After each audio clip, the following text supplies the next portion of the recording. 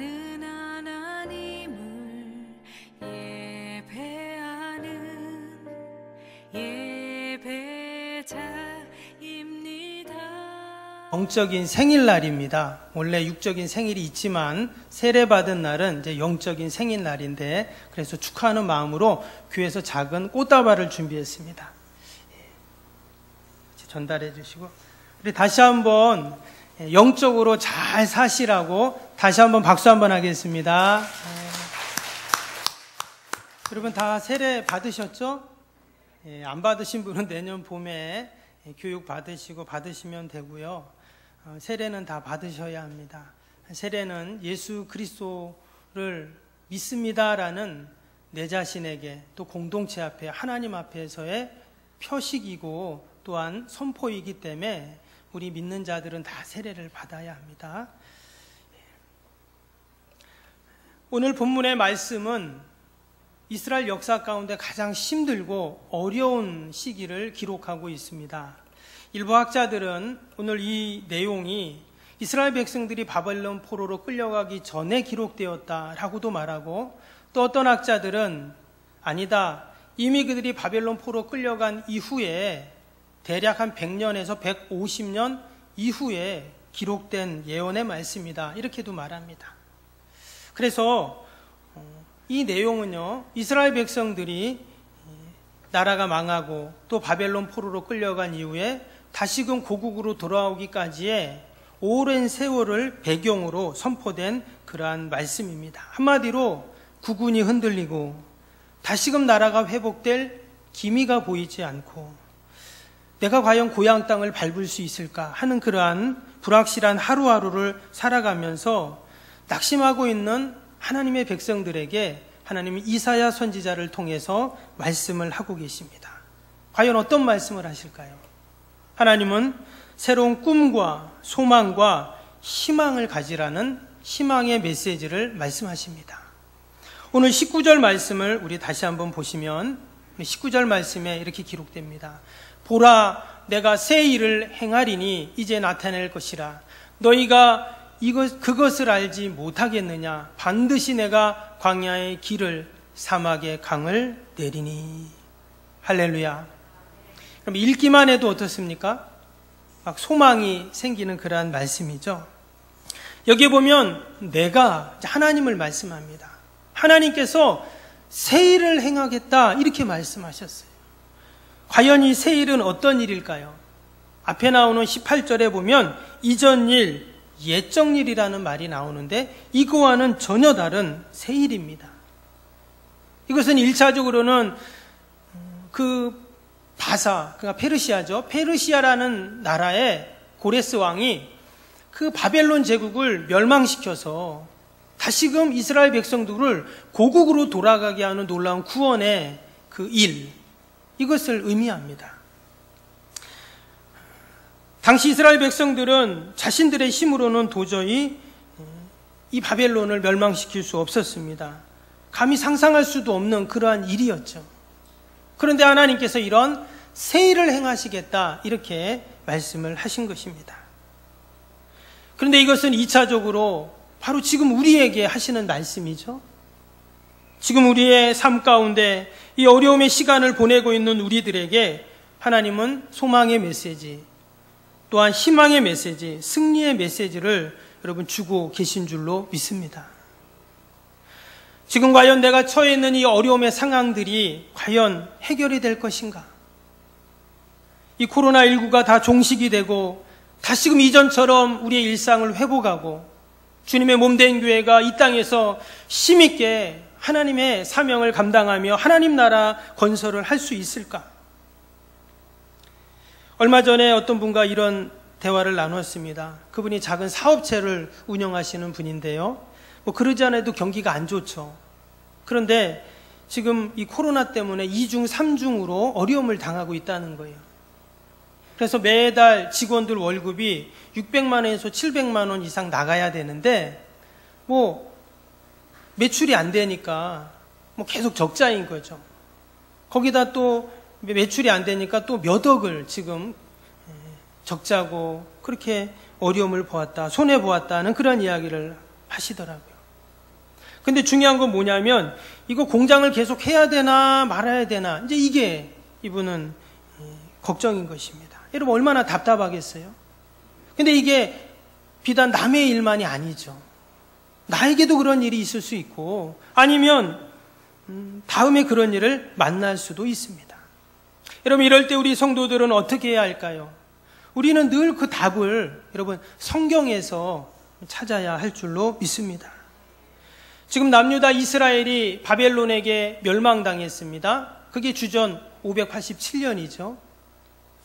나라가 멸망한 시점부터 그들이 포로 생활하면서 다시금 예루살렘 성을 재건하고 그 옛날의 영광을 살리기를 소망하는 그 마음. 그런데 그 기간이 무려 70여 년이 지나갔습니다. 그들은 스스로 포로 생활에서 벗어날 수도 없습니다. 소망 없이 그냥 하루하루를 살아가고 있는 것입니다. 그러한 상황 속에서 여러분 가장 고통받는 분은 누굴까요?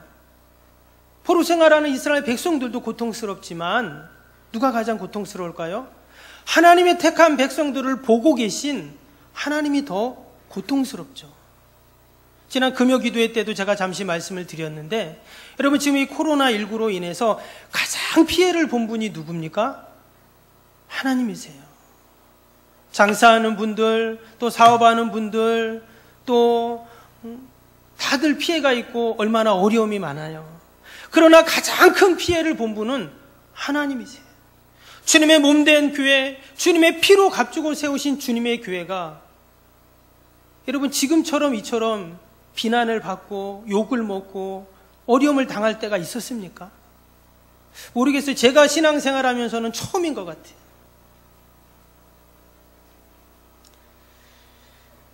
가장 힘들어하시고 가장 마음 아파하시고 가장 피해를 보신 분은 바로 하나님이십니다. 하나님 우리의 삶을 보면서도 마찬가지예요. 낙심하고 절망하고 소망 없이 그렇게 하루하루를 살아가는 그 우리의 모습을 보면서 하나님이 더 안타까워하시고 또한 고통스러워 하신다는 거예요. 그래서 하나님은 이사야 선지자를 통해서 지금 하나님의 구원의 메시지를 주고 계시는 겁니다. 내가 새 일을 행하겠다는 거예요. 전혀 이전과는 다른 경험해보지 못한 새로운 일을 행하겠다. 그럼 과연 그 새로운 일이 뭘까요? 오늘 19절 말씀해 보니까 하나님께서 반드시 뭐 한다고요? 광야에 길을 내시겠다는 거예요. 어떻게 해요? 반드시 광야에 길을 내겠다.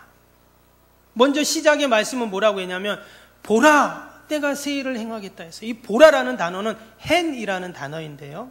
이 뜻이 뭐냐면 주목하여 봐라. 집중해서 좀 봐라. 이런 감탄사입니다. 지금 하나님께서 그냥 새 일을 행하겠다는 게 아니라 좀 주목해서 봐라. 좀 내 말 좀 들어봐라. 내가 새 일을 행하겠다. 이렇게 말씀하셨다는 거예요. 근데 그 새 일이 뭐라고요? 반드시 내가 광야에 길을 낸다는 겁니다. 여러분 광야하면 어떤 생각이 듭니까? 광야는 모래 언덕 산뿐입니다. 근데 그 산에는 아무런 나무도 또 풀도 없습니다. 생물이 살 수 없는 것이 광야입니다. 전갈이나 독사나 맹독석 있는 그런 동물들만 사는 곳이 광야입니다. 낮과 밤의 기온차가 극심한 곳입니다. 척박하고 황폐한 땅입니다. 광야를 지나보면 지치고 피곤하고 고통스러운 땅이 광야입니다. 여러분 이런 광야에는 사람이 살 수 없어요. 사람이 살 수 없으니 길이 있을 턱이 없죠. 사람이 없는데 왜 길이 필요합니까? 근데 하나님께서는 뭐라고 하시냐면 그러한 사막에 그러한 광야에 길을 내시겠다는 거예요.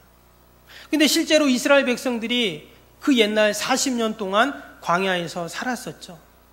그들이 출애굽에서 광야를 여행해서 하나님의 약속의 땅인 그들이 가나안에 무사히 들어갔습니다. 그런데 그때 정말 하나님께서는 말씀하신 대로 광야에 길을 내어주셨어요. 처음에는 그 홍해 바다에 그 밑바닥에 하나님께서 길을 내셔서 건너가게 하셨죠. 그 이후에는 수르광야, 신광야, 수많은 광야를 그들이 지나고 지날 때 하나님께서는 그들에게 길을 만들어 주셨다는 거예요. 아니, 하나님께서 친히 길이 되어 주셔서 그들을 온전히 목적지까지 갈 수 있게 해 주셨습니다. 근데 그 옛날 광야에 길을 내어 주셨던 그 하나님께서 이제 마치 광야 같은 삶, 바벨론에서 포로 생활하고 내일에 기한 기약이 없는 광야 같은 삶을 사는 백성들에게 다시금 길을 내어 주시겠다, 길이 되어 주겠다, 이렇게 약속하고 계십니다. 하나님은 언제나 하나님의 택한 백성들에게 길을 내어 주시는 하나님이신 줄로 믿습니다. 여러분, 우리의 광야 같은 인생길도 마찬가지입니다. 어디로 가야 평안하고 또 행복한지 헤맬 수밖에 없는 것이 우리의 인생입니다. 메마르고 거칠고 목마르고 막막한 곳이 바로 우리의 인생길입니다.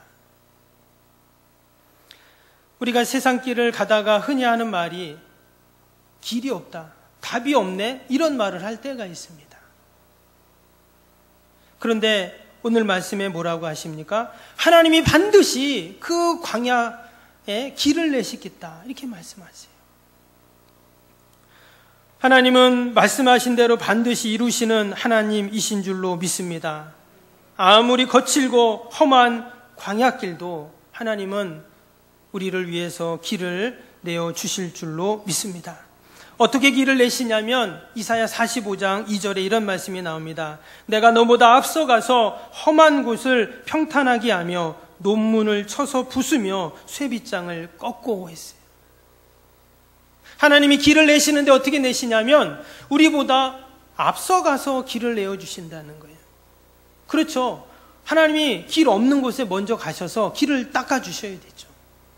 그곳이 만약에 험한 곳이면 어떻게 해요? 평탄하게 만들어 주겠다는 거예요. 만약에 그것이 논문으로 딱 닫혀 있으면 논문을 쳐서 부숴버리겠다는 거예요. 쇠빗장이 딱 잠겨 있으면 쇠빗장을 꺾어버리겠다는 거예요. 할렐루야. 여러분, 믿어지십니까? 별로 안 믿어지시는 것 같아요. 믿어지십니까? 하나님은 반드시 말씀하신 대로 여러분 이루시는 줄로 믿습니다.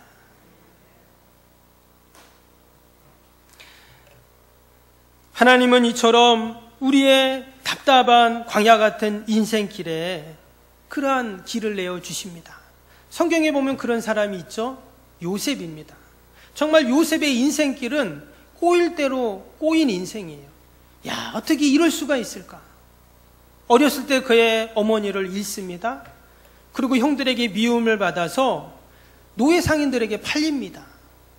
그래서 노예 생활하다가 또 거기서 오해를 받아서 누명을 써서 감옥에도 갇힙니다.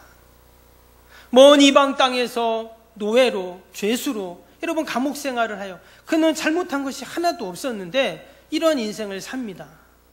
정말 답이 없는 인생이죠. 그런데 하나님께서는 그 답이 없는 인생길에 길을 내어주세요. 어느 날 그 감옥에 누가 옵니까? 지금으로 치면 왕의 비서실장이에요. 술 많은 관원장, 또 떡 맡은 관원장이 그 감옥에 같이 있게 됩니다. 그러면서 요셉의 이야기를 듣고 같이 관계를 갖고 나중에 요셉을 그 애굽의 바로왕에게 추천을 하잖아요. 그래서 꿈을 해석해주고 또 조언을 해주는 그런 일들을 하게 됩니다. 나중에는 요셉을 그 바로왕이 애굽의 총리로 발탁을 합니다. 그 나이 30에. 여러분, 이것이 바로 하나님이 광야의 길을 내주시는 방법이고 모습인 줄로 믿습니다. 아무리 꽉 답답하게 막혀 있어도, 여러분, 우리가 종종 막 교통체증이 났는데 막 차가 꽉 차길에 막혔는데 저쪽 뒤에서 여러분 앰뷸런스가 한 대 옵니다. 그럼 어때요? 그러면 차들이 그냥 정말 홍해 갈라지듯 쫙 갈라지잖아요. 왜? 그 응급한 환자 빨리 싣고 가야 되니까. 그 앰뷸런스가 사이렌을 울리면서 그 꽉 막힌 차도에서 길이 쫙 나서 가는 것처럼 여러분, 우리의 꽉 막힌 광야 같은 인생길에도 하나님은 마치 앰뷸런스의 사이렌처럼 울리셔서 여러분 거기에 길을 내어주시는 하나님이신 줄로 믿습니다. 결국 요셉은 애굽의 총리가 됩니다. 말 그대로 바로왕 다음에 가장 큰 실권자가 돼요. 하나님이 요셉에게 길을 내어주시는데 그냥 조그만 오솔길을 내주시는 게 아니에요. 어떻게 해요? 대로를 내주시는 거예요. 미국의 17대 대통령인 앤드류 존슨이라는 아주 믿음이 좋은 대통령이 있었습니다. 근데 이 대통령은요, 3살 때 아버지가 돌아가시게 됩니다. 그러니 당연히 가정은 너무나 가난했습니다. 책을 사볼 돈도 없고, 학교도 다닐 수도 없죠. 글 공부를 할 수도 없습니다. 정규 교육을 한 번도 받을 수가 없었어요. 그의 삶은 절망과 포기밖에 없었습니다. 그래서 그는 14살 때 양복점 점원으로 들어가서 재봉 기술을 배우게 됩니다. 또 얼마 있다가 그는 결혼을 하게 되는데 그 부인이 신앙이 좋았어요. 그래서 아내의 인도로 이제 교회를 갑니다. 그리고는 믿음 생활, 신앙 생활을 하게 돼요. 그때부터 이 사람은 글을 배웁니다. 그리고 늘 책을 읽고 낮에는 일을 하고 또 밤에는 공부를 하게 됩니다. 그래서 그의 나이 40이 되었을 때는 달병가가 되었어요. 16대 대통령이었던 링컨이 암살을 당하죠. 그래서 자동적으로 이 앤드류 존슨이 그렇게 대통령의 자리에 올라서게 됩니다. 근데 그가 그때부터 이제 지도력을 발휘하게 되죠. 일찍 그가 부모를 잃고 가난하고 정규교육도 받지 못한 배경이었지만 그는 그 어려움의 상황 속에서도 신앙과 믿음을 갖고 그의 삶을 잘 이어나갔던 거예요. 그래서 그 힘들고 어려운 그 시대에 미국을 가장 부자가 되게 한 대통령이 바로 이 앤드류 존슨이라는 겁니다. 여러분, 알래스카가 미국 땅이잖아요. 근데 원래 이 알래스카는 구소련의 땅이었습니다. 이 알래스카는 미국의 5분의 1이고요. 우리나라의 17배 이상 되는 아주 큰 땅입니다. 근데 저 북쪽에 있었기 때문에 그 땅은 전부 얼음이고 다 못 쓰는 땅이었어요. 그래서 당시에 이 앤드류 존슨이 구소련에 당시 720만 달러, 우리 돈으로 하면 100억 원을 주고 샀다고 합니다. 당시에는 큰 돈이었죠. 근데 그 일이 나중에 의회에 알려지게 되고 의회에서 이 책임을 어떻게 질 것이냐 하면서 이 앤드류 존슨을 공격하기 시작합니다. 아니, 그 쓸모없는 땅, 아이스박스를 사서 뭐 할 거냐? 이 어려운 시대에 그 돈으로 도리어 나라의 경제를 살려야지 하면서 온갖 비난과 핍박을 다했습니다. 근데 탐사단을 보내서 그 알래스카를 탐사해 봤더니 세계에서 가장 많은 석유와 순, 금과 은과 어마어마한 지하 자원이 그 안에 묻혀 있다는 거예요. 또 그 주변에 엄청난 어류들, 풍부한 수산 자원들이 있었다는 거예요. 결국 모든 매스컴은 그 앤드류 존슨이 아이스박스가 아닌 황금 박스를 얻게 했다. 결국 그 이후로 미국은 세계 최강의 국가로 발돋움할 수 있었다고 합니다.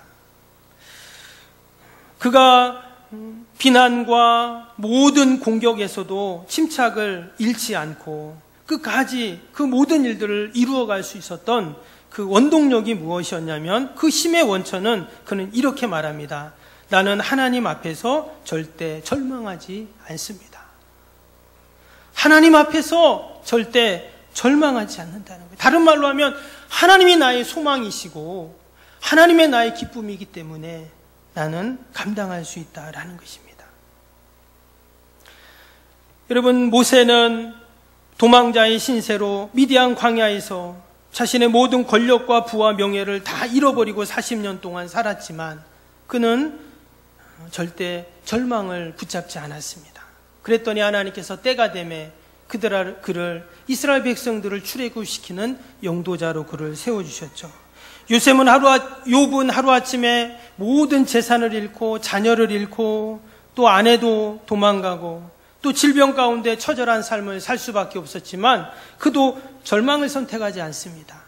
그랬더니 그의 말년에 하나님께서 갑절이나 되는 복을 주셨어요. 여러분, 우리가 늘 하나님께 소망을 두고 하나님이 행하실 새 일들을 기대하며 하나님이 우리의 인생길에 대로를 내실 그 소망과 믿음으로 늘 우리가 승리해야 할 줄로 믿습니다. 다윗은 시편 23편에 여호와는 나의 목자시니 내게 부족함이 없으리로다. 그가 나를 푸른 초장에 누이시며 쉴만한 물가로 인도하십니다 고백했습니다. 근데 여러분, 다윗이 이 시를 지을 때가 언제였냐면 그 사울왕을 피해서 광야로 도망 다닐 때 지은 시입니다. 그런데 뭐라고 고백했어요? 부족함이 없다는 겁니다. 그리고 하나님이 나를 푸른 초장으로 쉴만한 물가로 나를 인도하신다는 거예요. 여러분, 하나님은 늘 우리의 인생 가운데 이처럼 새 일을 행해 주시는 하나님이신 줄로 믿습니다. 반드시 우리에게 길을 내셔서 푸른 초장으로 쉴만한 물가로 우리를 인도해 가실 줄로 믿습니다. 뿐만 아니라 이어지는 말씀에 보니까 하나님께서는 또 어떤 일을 행하십니까? 반드시 강을 내셔서 어떻게 해요? 20절 봅니다. 내가 광야에 물을 사막에 강들을 내어 내 백성 내가 택한 자에게 마시게 할 것이다, 이런 말씀을 합니다.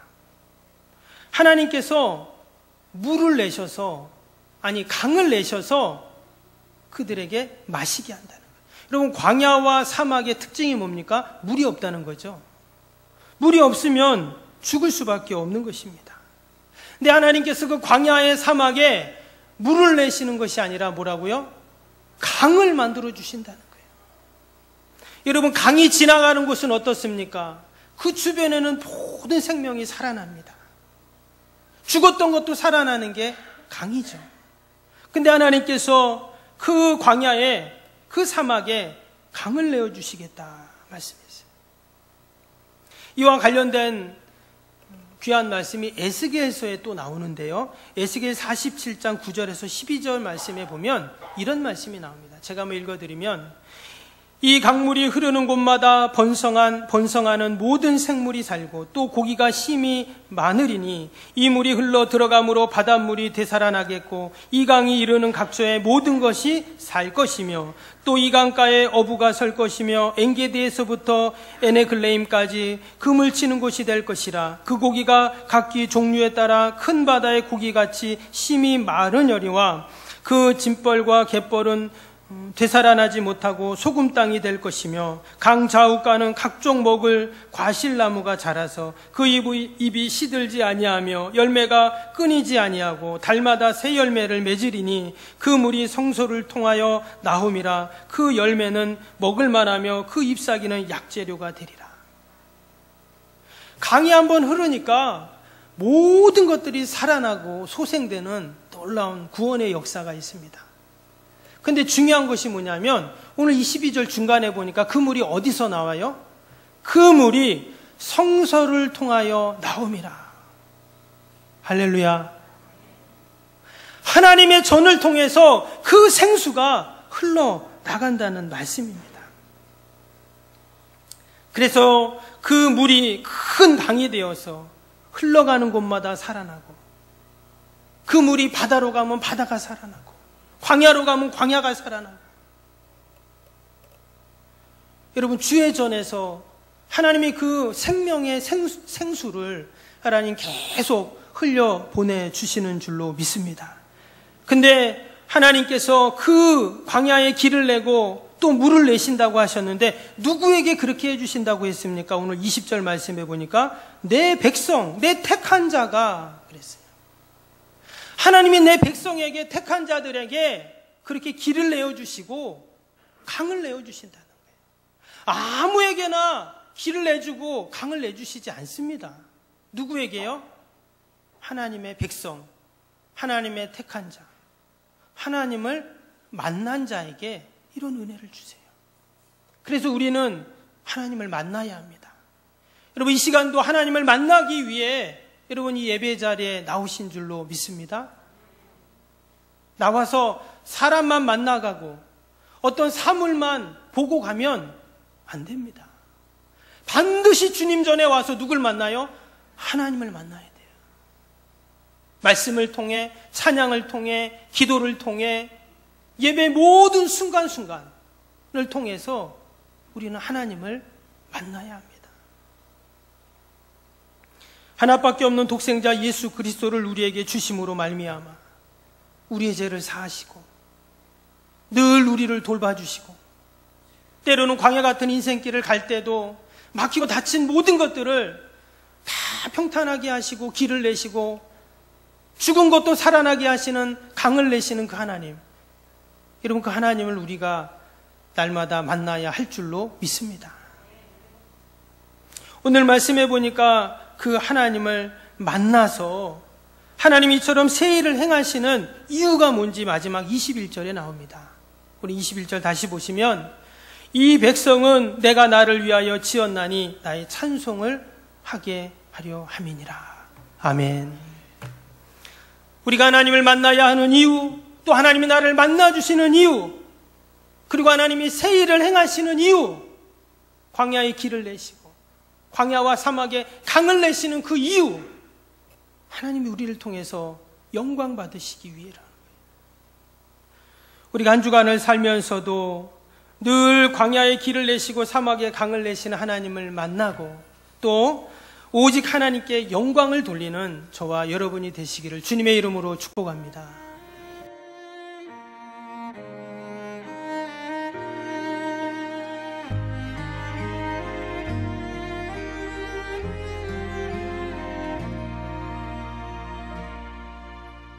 나는 하나님을 예배하는 예배자입니다. 내가 서 있는